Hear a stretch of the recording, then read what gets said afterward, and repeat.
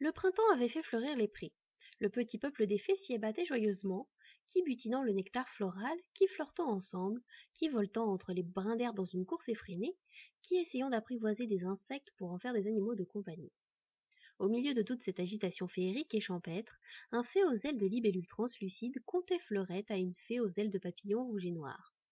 Pour mieux impressionner la belle, il était monté sur le dos d'une mésange bleue qui lui répondait au doigt et à l'œil. Ravie de tant d'attention, la petite fée pouffait de rire, minaudant auprès de son soupirant. Bientôt, d'autres membres bourdonnants du petit peuple fée entourèrent l'oiseau, curieux de voir un animal aussi gros apprivoisé par l'un de leur race. Cela arrivait occasionnellement, mais suffisamment rarement pour que tout le monde vienne y jeter un coup d'œil de plus près. Lorsqu'elle réalisa qu'elle était le centre de l'attention, la mésange gonfla son poitrail jaune vif de fierté. Le fée était tout aussi satisfait de son assemblée et en profita pour se donner en spectacle. Il montra à ses comparses les quelques tours que l'oiseau acceptait de réaliser pour lui. Sous les applaudissements et les cris de joie, la fée aux ailes de papillon rejoignit son galant sur le dos du passereau coloré. Ce dernier emmena ses deux petits cavaliers haut dans le ciel à tire-d'aile. Ils survolèrent des corrigans qui dansaient en ronde en chantant à tue-tête des paroles incompréhensibles au milieu des menhirs. Puis une chasse à court du grand peuple des fées, les elfes. N'ayant pas à voler eux-mêmes, les deux tourtereaux ne se firent pas prier pour profiter du voyage. Lorsque la mésange se posa aux abords d'une rivière traversée par un pont à trolls, ses petits cavaliers mirent pied à terre. À l'ombre d'un bolet au grand chapeau, ils devisèrent du dragon dont ils avaient aperçu l'antre au loin, et des cris stridents d'une banshee qui avait annoncé en pleurant un malheur à venir sur un château. Ils passèrent ensuite la nuit dans un nid abandonné, mais encore tapissé de duvet, se livrant à moultes acrobaties amoureuses et hautement inconvenantes à raconter en bonne société. Le petit peuple fée n'avait que faire des convenances, et les deux tourtereaux s'aimèrent ainsi de manière créative une bonne partie de la nuit durant. Et ils continuèrent de vivre ainsi d'amour et d'eau fraîche, alors même que la jolie fée aux ailes de papillon rouge et noir s'arrondissait. Quelques jours plus tard, elle pondit une grappe d'œufs à l'abri des fondations lézardées d'une maison d'humains en ruine au cœur d'une forêt. Ceci fait, elle s'envola, de nouveau légère, vers d'autres cieux, oubliant aussitôt sa progéniture et le fée aux ailes de libellule qui s'était, lui aussi, lassé de sa compagne. Ces frivoles créatures passèrent plusieurs mois à butiner de droite à gauche, avant de se retrouver au détour d'un tournesol. La mésange avait été remplacée par une tourterelle, mais les débuts de leur nouvelle amourette furent les mêmes. Une fois dans les cieux, confortablement installée sur le dos moelleux de l'oiseau, le paysage ne se montra pas aussi idyllique que la fois précédente aux deux fées. Tout l'horizon était barré d'une ombre titanesque qui avançait, recouvrant le monde d'une cape obscure vers laquelle se précipitaient des brumes multicolores.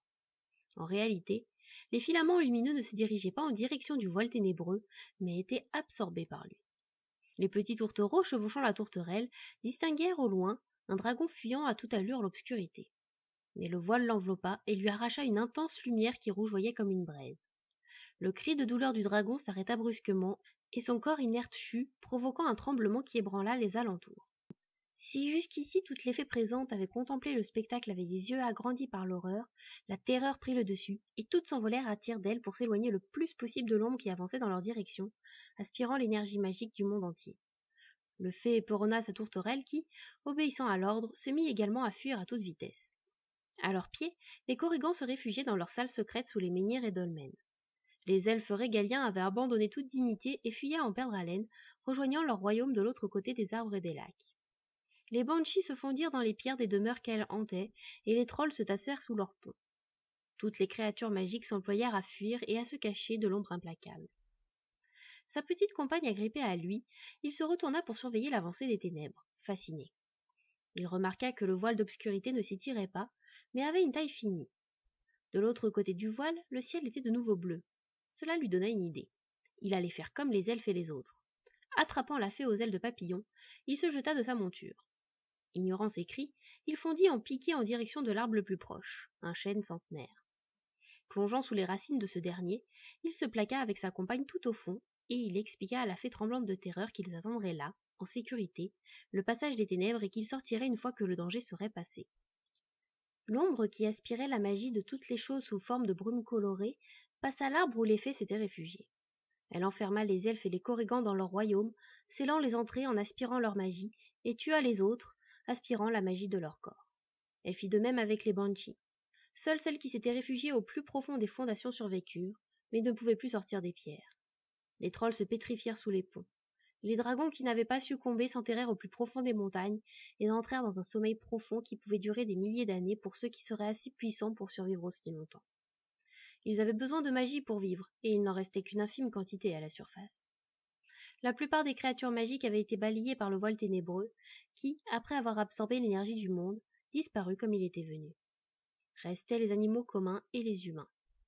Des créatures magiques ne subsistèrent plus que les contes que les hommes et les femmes se transmettaient entre eux et à leurs enfants.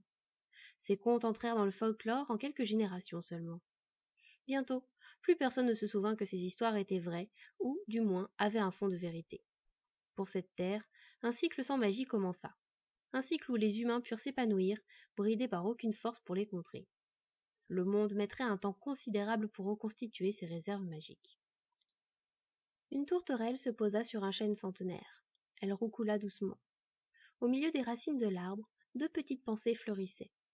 L'une blanche et grise, presque translucide, et l'autre d'un rouge et noir profond. Les plus crédules prêtaient aux pensées des propriétés magiques, mais quiconque possédait un peu de bon sens savait bien qu'il ne s'agissait que de superstition.